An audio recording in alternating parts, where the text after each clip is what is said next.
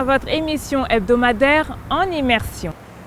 7,4 milliards de kilos tous les ans, soit 235 kilos toutes les secondes. Voilà des chiffres faramineux qui concernent la production de café à l'échelle mondiale. Et nous allons voir dans ce reportage comment le Rwanda se positionne sur ce secteur et quels sont les efforts déployés par les producteurs. Regardez.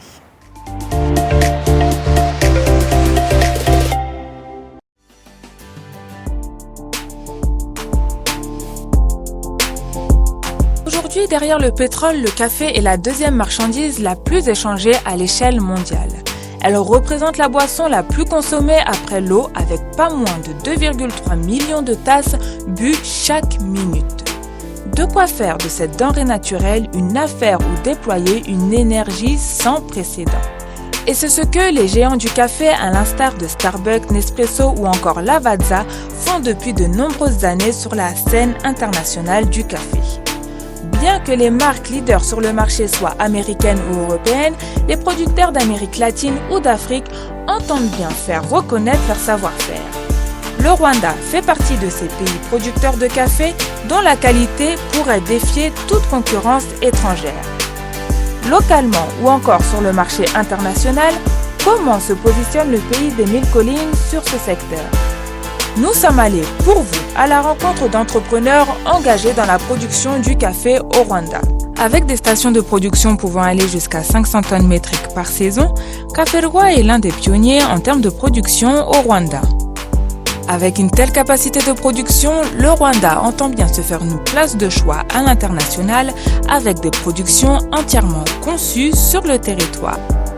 Cela fait plus de 20 ans que nous opérons sur le marché en produisant du café de spécialité. Et nous avons à ce jour 5 stations de lavage de café aux 4 coins du Rwanda. La plus grande est celle de Ngora, qui est également la plus grande du Rwanda. La seconde est Chebumba, la troisième est Kigame, la quatrième Buliza et la cinquième Shangi. Nombreux sont les producteurs rwandais qui se rendent aux différentes expositions pour faire découvrir la qualité de leur café. L'idée n'est donc pas d'être des producteurs dans l'ombre pour servir les multinationales, mais le but est bien de produire localement et avoir des marques locales à faire consommer à l'étranger au même titre que l'on pourrait consommer un café italien ou encore américain. Nos produits se trouvent dans différents supermarchés ou cafés, mais nous exportons également aux États-Unis, au Royaume-Uni, en Chine et Afrique du Sud, avec notre café Kivu Noir que nous avons commencé en novembre 2018. Et pour cela, la marque ne lésine pas sur les moyens de communication qui sont aux standards visuels internationaux. From the volcanic shores of Lake Kivu in Rwanda, it has traveled 8,200 miles to this coffee cup. From harvest to cup, the journey took only 1 month. Why do I choose this bean? Because other beans take 2 years to make that journey, and in that time, they lose 80% of what makes them great. So I choose this coffee bean, because only the best is good enough. Les Rwandais ne sont pas en reste pour autant. Une bonne qualité de café leur est également garantie. C'est dans un esprit panafricain que Cafénéo s'est implanté à Kigali afin de favoriser la consommation locale.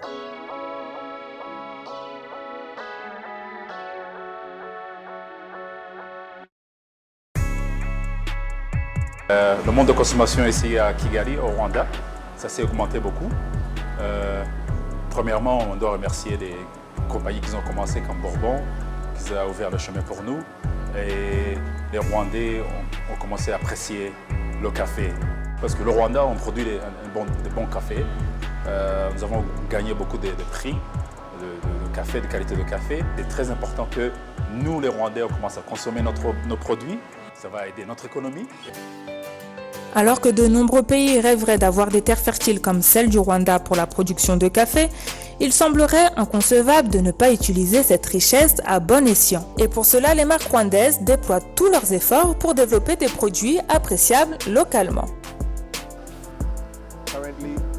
Actuellement, nous prévoyons d'ouvrir des cafés Kinunu, Tora et Kivu Noir, de sorte à développer les ventes et trouver un meilleur positionnement sur le secteur local.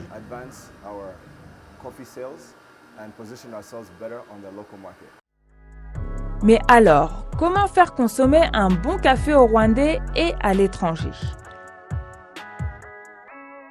Avant d'arriver au stade de consommation, quelques étapes de préparation sont nécessaires. Des tâches minutieuses sont opérées par des professionnels à chaque saison de récolte.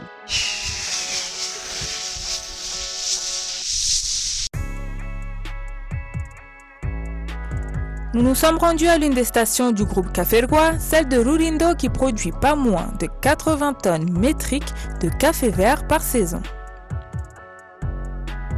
Avec ses airs de cerise d'où est tiré son nom Café Cerise, les grains sont récoltés annuellement sur une saison de 3 mois entre mars et juin. Une fois les grains cerises récoltés, une mécanique très précise est mise en place pour produire le meilleur des cafés.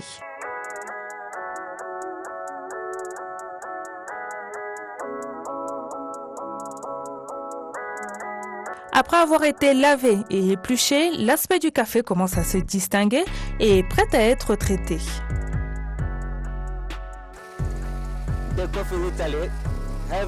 À cette étape, les grains verts de café les plus lourds restent en bas du bassin. Les plus légers restent en surface pour être déplacés naturellement par l'eau. Ainsi, les grains les plus lourds de meilleure qualité restent dans cette carrière. Quant aux grains légers, ils se déplacent vers la deuxième carrière et ainsi de suite, jusqu'au quatrième bassin. Et nous avons donc les meilleurs grains verts dans les bassins 1 et 2, puis les 3 et 4. Après cela, un long travail de tri et de séchage commence. Avec délicatesse et précision, plusieurs mains s'activent pour sélectionner les meilleures graines vertes. Cette machine est le thermomètre qui permettra de connaître la température des grains verts et également de mesurer le niveau de sécheresse pour savoir si les grains sont secs ou non. Donc on introduit le café dans le thermomètre, le café vert.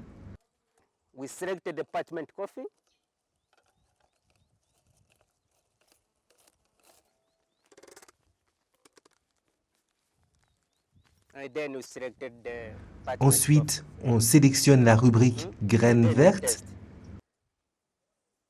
puis on teste. Voilà, 12,5%.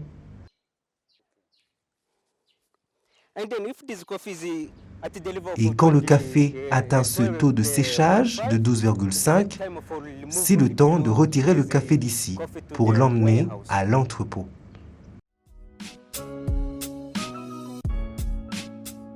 Nous retournons à Kigali où se trouve le siège de Café-Roi pour vous faire découvrir une nouvelle étape qui n'est pas des moindres, la torréfaction.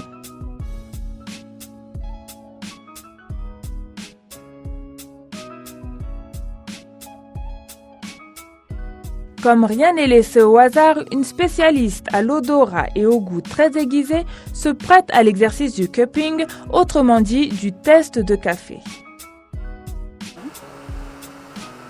Comme vous voyez, je suis en train de faire la dégustation, donc je fais sentir. Si je sens qu'il y a quelque chose de mauvais,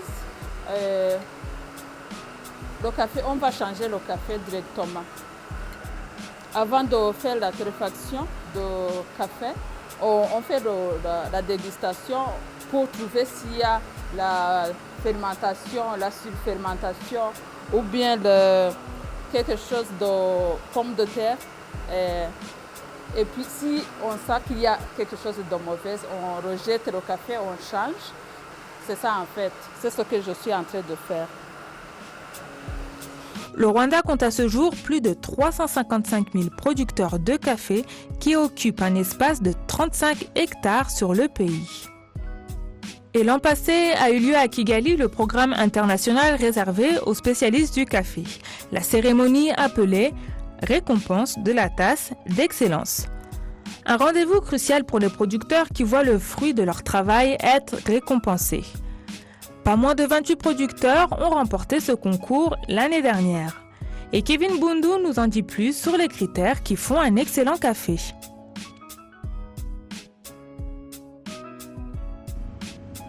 Nous avons le clean-up qui correspond à la qualité de goût, douceur, acidité, l'après-goût, après avoir bu le café. Et ensuite, l'équilibre, comment tous ces aspects concordent ensemble. Et enfin, le total. Le total peut aller jusqu'à 100, mais si on obtient 84 et plus, c'est un très bon score. Ensuite, oui, si on atteint 99, c'est la meilleure tasse du monde. De cette manière, on peut savoir ce que les clients vont boire. C'est ce qui marque la différence entre les cafés de spécialité, Nescafé, Nestlé, vous voyez. Même si vous regardez ici, vous pouvez commencer là. Donc ce schéma correspond au café torréfié. On a le clair, moyen et foncé. Et donc j'imagine que le goût peut varier En fonction de cela. Donc le plus sombre est pour les expressos principalement. Celui-ci pour les cafés latte. Celui-ci, peu de gens aiment. Et ici, vous pouvez voir les différentes saveurs. Vous voyez, doux, acide, sucré, vous voyez, amer, et ensuite, ils ont différents degrés d'acidité. Donc, l'arôme peut sentir différemment que son goût. Donc, quand vous sentez, vous notez l'odeur à laquelle vous pensez, après avoir goûté. Vous notez également ici, au niveau saveur. Et les arômes, vous les ajoutez ou ils sont naturels? Ils sont juste naturels. Ça dépend d'où vient le café. Si vous le prenez de Kivu, il aura un goût différent de celui de Cyangugu ou Kayonza. Toujours sur la base des critères que Kevin nous a donnés précédemment, Claire continue son test avec maintenant un temps de dégustation. Je tire pour sentir, dans la bouche, je peux sentir aussi venant de dîner. Si je tire beaucoup, l'odeur monte directement. C'est pourquoi je tire. Je fais comme ça. D'accord, pour que la saveur puisse remonter. Pour que ça puisse monter dans le nez, vers le nez. En fait, quand le café, ça commence à vieillir. Il commence à perdre tous les saveurs des choses, donc ses caractéristiques. Donc, a priori, on va partir sur celui-ci. C'est celui qui va être mis en paquet et puis commercialisé. Oui. Après tout le processus subi en station et après la sélection des grains lors du test, le café qui est encore vert est envoyé à la torréfaction, c'est-à-dire l'étape où les grains sont chauffés à haute température. En fonction de la programmation du torréfacteur, le café prend toute sa saveur par ce système qui viendra griller le grain selon le goût désiré. C'est alors que tous les arômes du café émergent et ce jusqu'à dans nos tasses sous différentes formes. Comme les expressos, vraiment c'est la machine, c'est une extraction de café et souvent ça doit prendre 20-25 secondes pour avoir une bonne qualité. Les macchiatos, il y a du lait là-dedans, il y a un macchiato avec caramel macchiato, qui a du caramel, il y a de mocha avec le chocolat. Alors avec le café, c'est vraiment, vous pouvez ajouter n'importe quel produit et vous créez quelque chose de spectaculaire. Il semblerait donc que rien ne soit à envier aux marques internationales. Nous avons notre façon de faire le café, mais en bref, si vous pouvez un expresso ici, un caramel macchiato, un cappuccino, vous partez à Paris ou Lagos, c'est la même formule. Mais souvent, c'est la qualité du café qui fait une grande différence. Et si vous buvez des cafés avec du lait, le lait aussi fait une grande différence dans le goût. Oui. Mais si on prend soin de beans, le café, vraiment, la qualité va être meilleure.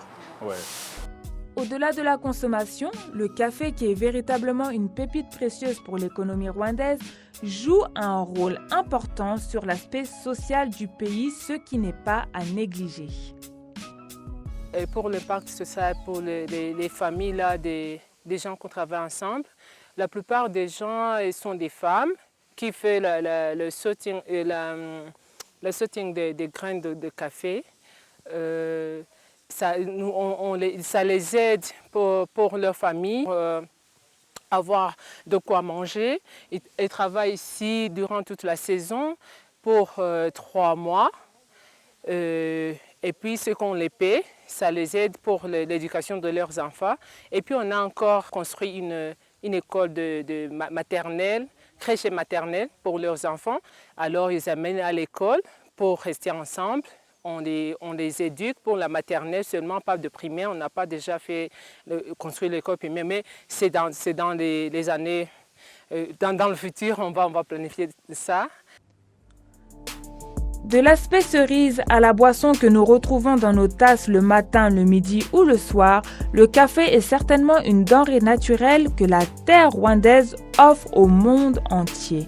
De quoi faire de cette graine une pierre précieuse à polir avec attention pour l'économie du pays, mais également pour le plaisir de nos papilles. Rendez-vous la semaine prochaine pour un nouvel épisode d'En Immersion.